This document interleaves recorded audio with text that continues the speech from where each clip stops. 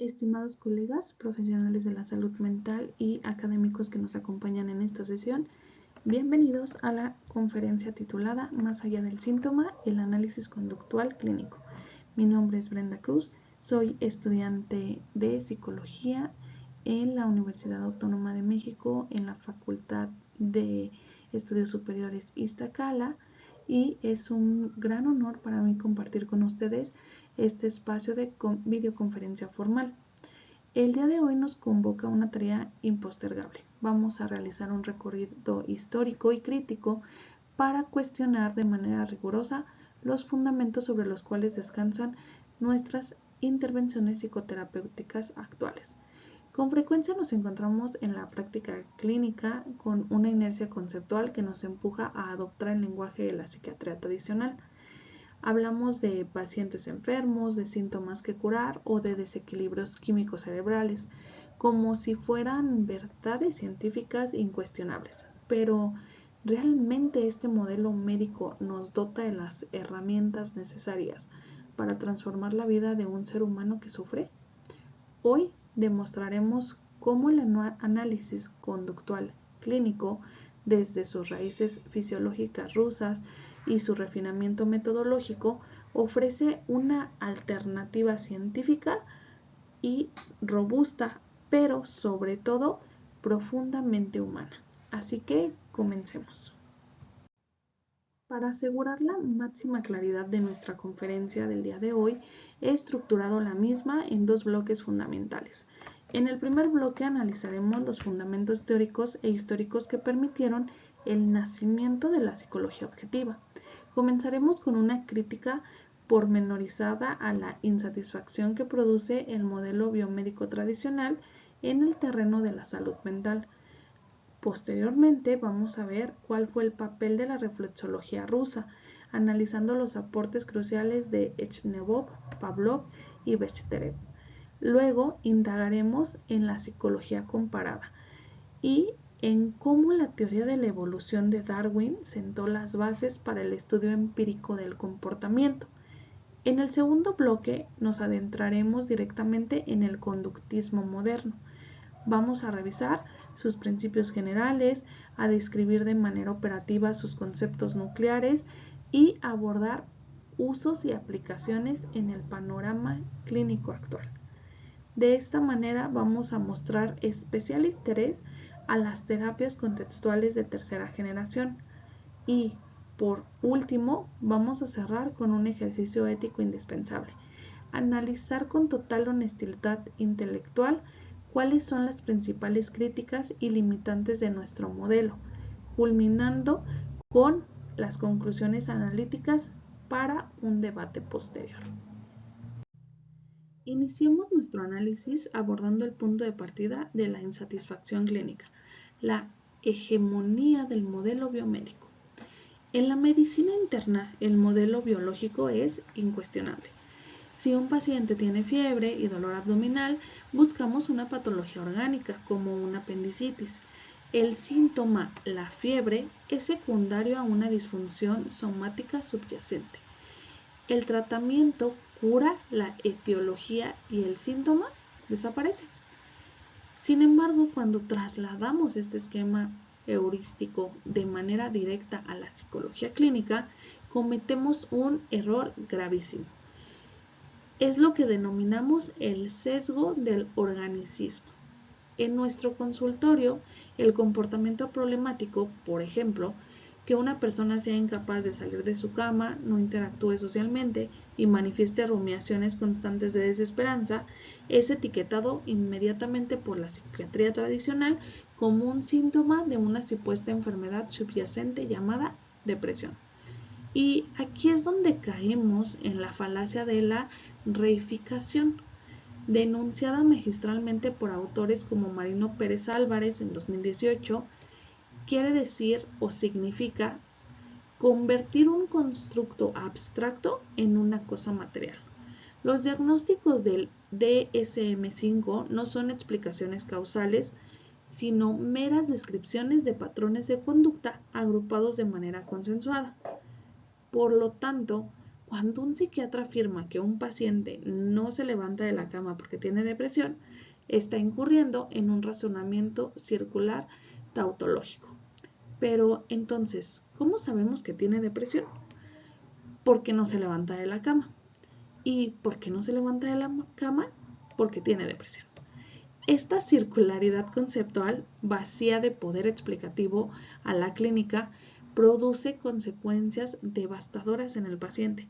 En primer lugar, descontextualiza su sufrimiento, haciéndole creer que su dolor no tiene nada que ver con sus circunstancias de vida, su historia de aprendizaje o su entorno socioeconómico. Y, en segundo lugar, lo sitúa en un rol pasivo de enfermo, que solo puede esperar un ajuste neuroquímico, vía farmacológica, despojándolo de su capacidad de agencia y de cambio activo. Pero, para comprender cómo la psicología clínica logra librarse de este lastre mentalista, debemos viajar a la Rusia zarista de la segunda mitad del siglo XIX. Allí se gestó la reflexología fisiológica, un movimiento de corte materialista, monista e intransigente empírico que sentaría las bases de la psicología científica. El gran pionero de esta revolución fue Ivan Maslovich Echevnov. En su obra Cumbre de 1863, Los reflejos del cerebro, Sechnov propuso una tesis audaz. Todos los actos de la vida, consciente o inconsciente, no son más que reflejos ambientales.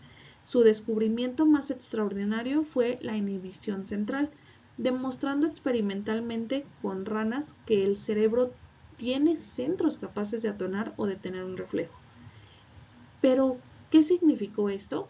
Pues significó que el pensamiento humano podía explicarse de manera científica, como un reflejo cuya respuesta motora terminal había sido inhibida. Esta línea de investigación fue continuada de manera brillante por Iván Petrovich Pavlov, fisiólogo galardonado con el Premio Nobel en 1904.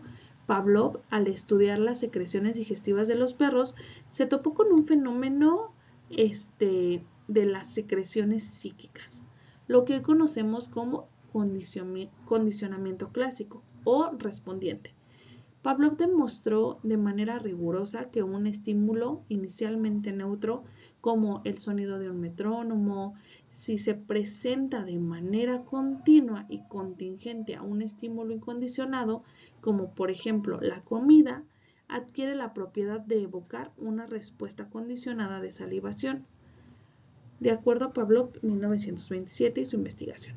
Con esto, ¿qué demostró? Pues demostró que el aprendizaje asociativo es un proceso biológico gobernado por leyes físicas, de contigüidad y plasticidad cortical.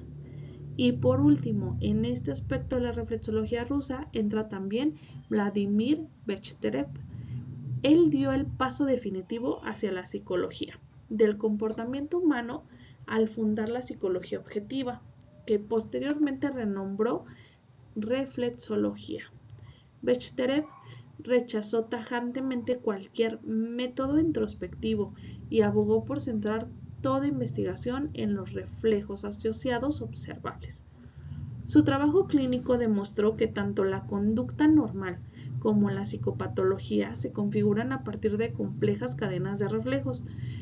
Estos son adquiridos a lo largo de interacción del individuo con su entorno físico y social. Paralelamente al auge de la reflexología rusa, en el mundo anglosajón se desarrollaba otra pieza clave para el rompecabezas conductista, la psicología comparada. Este campo nace directamente del impacto de la teoría de la evolución por selección natural de Charles Darwin. Al postular la continuidad filogenética, en su obra El origen del hombre de 1871, Darwin argumentó que las diferencias mentales entre el ser humano y otros animales no son cualitativas, sino cuantitativas o de grado. Pero, sin embargo, los primeros intentos por sistematizar esta disciplina cayeron en el antropoformismo. George Romans, discípulo de Darwin, recopilaba anécdotas de comportamientos animales e infería en ellos como procesos cognitivos humanos complejos, como los celos en un perro o la empatía en un felino. La corrección metodológica urgente llegó de la mano de Connie Lloyd Morgan, quien formuló el célebre Canon de Morgan en 1894. Esta regla de parsimonia científica estableció que en ningún sentido podemos interpretar una acción animal como el resultado del ejercicio de una facultad psíquica superior, si puede interpretarse como el resultado del ejercicio de una que se sitúa más abajo en la escala psicológica. Esta parsinomía abrió el camino para que Edward Lee Thorndike realizara los primeros experimentos rigurosos de aprendizaje animal en sus formas cajas problema, por ejemplo, con gatos hambrientos. Thorndike observó que los animales no aprendían por un insight súbito, ni por procesos de razonamiento lógico, sino a través de un proceso de ensayo y error guiado por la ley del efecto. Esta ley postula que aquellas respuestas que van seguidas de consecuencias, ya sea agradables o satisfactorias para el organismo, tienen una mayor probabilidad de repetirse en el futuro ante situaciones similares, mientras que todas las respuestas seguidas de consecuencias aversivas o difíciles se verán disminuidas en probabilidad de ocurrencia.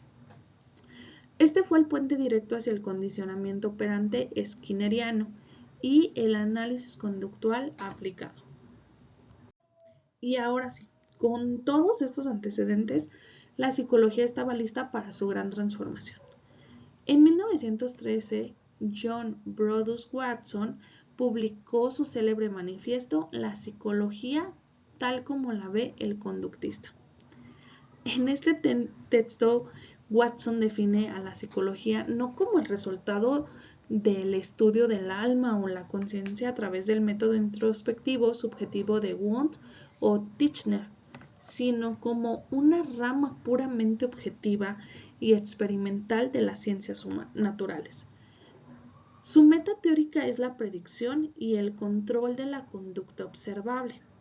Y es crucial que aclaremos algo que ha sido un malentendido común en la formación académica, que es que con frecuencia se etiqueta el conductismo de Watson como un modelo simplista de estímulo-respuesta o un modelo ER. Si bien el conductismo metodológico de Watson limitaba su estudio a lo físicamente medible en el laboratorio, la corriente evolucionó de una manera monumental con Burnus Friedrich Skinner y su conductismo radical, de acuerdo a lo publicado por Skinner en 1953. La palabra radical en Skinner no significa que esto se haya hecho extremista, sino que proviene del latín radix o raíz. Skinner quería llegar a la raíz de la conducta y para ello integró los eventos privados, el pensamiento, la emoción, el lenguaje, dentro de las leyes del comportamiento. El conductismo radical no niega el pensamiento ni la experiencia interna. Lo que niega es que estos eventos internos posean un estatus causal místico o diferente al del comportamiento observable. Entonces, para un conductista radical, pensar es una conducta de carácter encubierto y como tal está sujeta a las mismas leyes de aprendizaje, condicionamiento y refuerzo que mover un brazo o caminar. Entonces, fue así que propuso un monismo materialista que sitúa la etiología de la conducta no en una mente incorpórea o en una estructura intrapsíquica oculta, sino en la historia de interacción directa entre el organismo y su contexto ambiental. Y entonces, para poder intervenir clínicamente con éxito, necesitamos dominar la caja de herramientas conceptual que la ciencia de la conducta ha validado empíricamente de manera exhaustiva. Analicemos los mecanismos básicos del condicionamiento operante. Como observamos en el gráfico de barras que está aquí en la pantalla, el mecanismo más potente para la adquisición y mantenimiento de conductas adaptativas es el refuerzo positivo. Esto ocurre cuando la emisión de una conducta va seguida inmediatamente por la aparición de un estímulo apetitivo en el entorno. Esto va a incrementar de manera drástica la probabilidad de que esta conducta vuelva a repetirse. En la clínica, el uso de elogios descriptivos, validación o economía de fichas son ejemplos directos de moldeamiento por refuerzo positivo. Pero a su vez, el refuerzo negativo es clave para comprender la génesis del sufrimiento clínico. Y este ocurre cuando una conducta va seguida de la retirada o evitación de un estímulo aversivo, aumentando así la probabilidad de esta respuesta. Como indica el gráfico, con un 80% de estabilidad, las conductas de evitación y escape son sumamente resistentes al cambio. Esto es debido al alivio inmediato que producen. Por ejemplo, cuando una persona con fobia social evita asistir a una entrevista laboral, el alivio inmediato de su ansiedad funciona como un reforzador negativo que cronifica su aislamiento. Por otro lado, el castigo positivo, que sería la presentación de un estímulo aversivo tras la conducta, va a reducir de forma inmediata la conducta, pero su efecto es inestable y suele provocar respuestas indeseables, como la ira, hostilidad o un contracontrol. Es por esto que la clínica conductual contemporánea evita el castigo y prioriza la extinción, que consiste en suspender la entrega del reforzador que mantiene una conducta indeseable, permitiendo que ésta disminuya su frecuencia de forma gradual y segura. Y con base en esto, hay una herramienta que define la excelencia del psicólogo conductual en la práctica clínica y es, sin lugar a dudas, el análisis funcional de la conducta. A diferencia del diagnóstico psiquiátrico tradicional, que normalmente etiqueta al paciente con un término estático, el análisis funcional evalúa dinámicamente la conducta en el aquí y el ahora, mediante la triple acción de contingencia, que es el antecedente, la conducta y consecuente, tal como se detalla en la tabla que tienen enfrente de ustedes. El primer componente es el antecedente o el A, y no nos referimos simplemente al estímulo físico inmediato, sino a los estímulos discriminativos e incluso a las operaciones de establecimiento que alteran el valor de un reforzador. En nuestro ejemplo de evitación, el antecedente puede ser una señal fisiológica interna, como una taquicardia leve, unida a una rumiación cognitiva de fracaso profesional. El segundo componente es la conducta, propiamente dicha, analizada en 3 canales de respuesta. La fisiológica, que puede ser, por ejemplo, la sudoración, la taquicardia, etc. El motor, que puede ser parálisis, escape físico, etc. Y cognitivo, pensamientos automáticos de indefensión. En nuestro caso clínico, la respuesta es el escape de la reunión de trabajo y el aislamiento posterior en casa. El tercer componente es el consecuente K. Aquí radica la función de la conducta. Si el aislamiento en casa provoca la retirada de las demandas sociales laborales aversivas, se produce un alivio inmediato. Este alivio inmediato de la ansiedad ayuda a que haya una reducción de la estimulación aversiva, lo cual se convierte en un reforzador negativo altísimo. El objetivo de la terapia conductual clínica no es curar una supuesta enfermedad llamada ansiedad, sino reestructurar estas contingencias funcionales, Lo que buscamos es modificar la respuesta conductual mediante técnicas de exposición y moldeamiento para romper este ciclo de refuerzo negativo y facilitar que el paciente entre a un entorno con reforzadores positivos naturales propios a su entorno. Pero ¿qué pasa? Que a menudo se piensa erróneamente que el conductismo es algo ya del pasado, confinado a laboratorios con ratas o a terapias rígidas de modificación de conducta de los años 70. Y eso está muy alejado de la realidad actual. El conductismo clínico se encuentra hoy en su momento más vibrante gracias al advenimiento de las terapias de tercera generación, o también conocidas como terapias contextuales. La primera de ellas es la terapia de aceptación y compromiso ACT, desarrollada por Steve Hayes en 1999. La ACT se sustenta en la teoría de los marcos relacionales o RFT, un modelo conductual del lenguaje y cognición humana. ACT demuestra que el sufrimiento psicológico no se debe a que tengamos pensamientos anómalos, sino a la evitación experiencial y la función cognitiva. La intervención no busca cambiar el contenido de los pensamientos, sino alterar la función de los mismos a través de la aceptación, el mindfulness, el compromiso con acciones consistentes de acuerdo a los valores del paciente.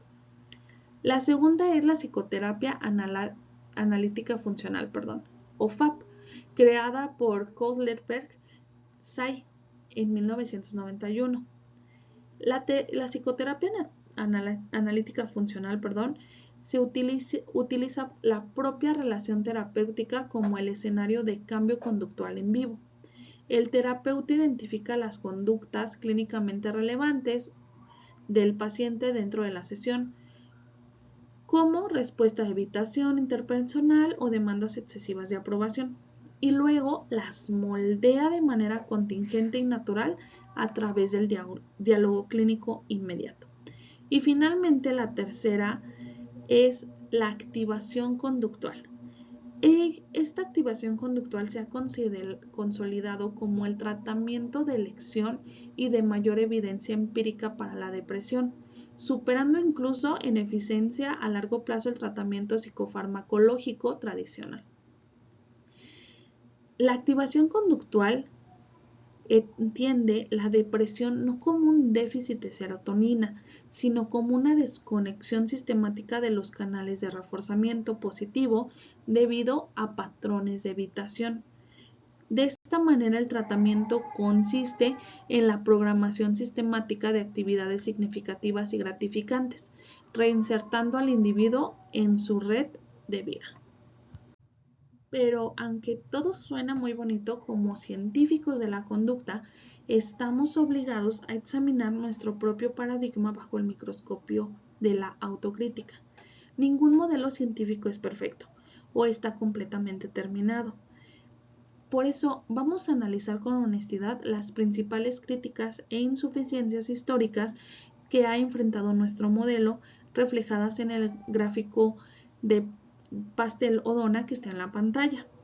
La primera gran crítica, que representamos con un 50% de peso en el debate histórico, es el reduccionismo cognitivo. Durante las décadas de 1950 y 1960, el conductismo de corte metodológico ignoró o minimizó el papel de los procesos representacionales y la mediación cognitiva. Esta negligencia propició la llamada revolución cognitiva. Esta fue liderada por autores como Aaron Beck y Albert Ellis. Aunque el conductismo radical skinneriano sí incluía los eventos privados, la falta de una teoría conductual robusta sobre el lenguaje impidió abordar de manera satisfactoria fenómenos clínicos complejos como el autodiálogo destructivo o las distorsiones cognitivas. Una limitante que solo se resolvió a finales de los 90 con la teoría de los marcos relacionales. La segunda crítica abarca las limitantes filogenéticas y biológicas, estimadas en un 30% de las objeciones científicas. El conductismo clásico de Watson partía de una postura de tabla rasa extrema, sugiriendo que cualquier respuesta podía ser condicionada a cualquier estímulo mediante contingencias adecuadas. La etología experimental desmintió esto y investigaciones como el efecto García demostraron que los organismos poseen preparaciones biológicas innatas que facilitan ciertas asociaciones, como asociar un sabor con malestar estomacal y por otro lado bloquean otras, por ejemplo, asociar una luz con el mismo malestar. Y la tercera y última área crítica es el mecanicismo histórico, representado por un 20%. En sus inicios, la modificación de conducta adoptó un lenguaje excesivamente tecnológico, lineal y de control experimental, que solía alinear a los pacientes y descubrir dinámicas existenciales complejas, como la búsqueda del sentido de la vida o la constitución subjetiva del ser. Y estos serían los tres limitantes del paradigma conductual o las tres críticas científicas más comunes que hay. Y entonces ahora llegamos al momento de consolidar nuestras conclusiones analíticas. La historia de la psicología clínica nos enseña que los paradigmas científicos no mueren, evolucionan y se refinan para dar respuestas a la complejidad del sufrimiento humano. El conductismo clínico contemporáneo ha recorrido un largo camino desde los laboratorios de condicionamiento elemental y actualmente, aunque no nos encontramos ante un modelo rígido que niegue el dolor interno o la riqueza de la experiencia subjetiva, sino todo lo contrario, a base de conclusión metodológica integrativa, la voy a mostrar en pantalla. El conductismo clínico contemporáneo no niega la existencia del dolor interno, más bien lo rescata del misticismo mentalista para situarlo en el único lugar donde podemos transformarlo, la relación activa del individuo con su propio mundo. Al rechazar el reduccionismo organista del modelo médico hegemónico, el análisis conductual aplicado no niega la biología, sino que la sitúa en su justo lugar como un sustrato posibilitador de la conducta, pero no como su causa final. Entendemos que un cerebro deprimido no es la causa de la depresión, sino el correlato neurofisiológico de un organismo que interactúa de manera disfuncional con un contexto empobrecido de reforzadores apetitivos. Nuestro papel como terapeutas no es el de mecánicos neurales, sino el de arquitectos ambientales que ayudan al consultante a construir una vida digna de ser vivida, mediante la acción comprometida y el cambio conductual real. Y como cierre, dejo en pantalla las referencias de donde pueden consultar la información tratada en esta conferencia. Agradezco profundamente la atención y el tiempo que han brindado a esta videoconferencia. Espero sinceramente que esta andadura histórica desde los debates epistemológicos iniciales contra el modelo médico, pasando por los pilares filosóficos de Chenov, Pavlov y Bechterev, el rigor de la psicología comparada y el despliegue del conductismo radical, hasta llegar a las terapias contextuales contemporáneas, haya servido para encender en ustedes esa chispa de la curiosidad científica y el compromiso metodológico. Muchísimas gracias y que tengan un excelente día.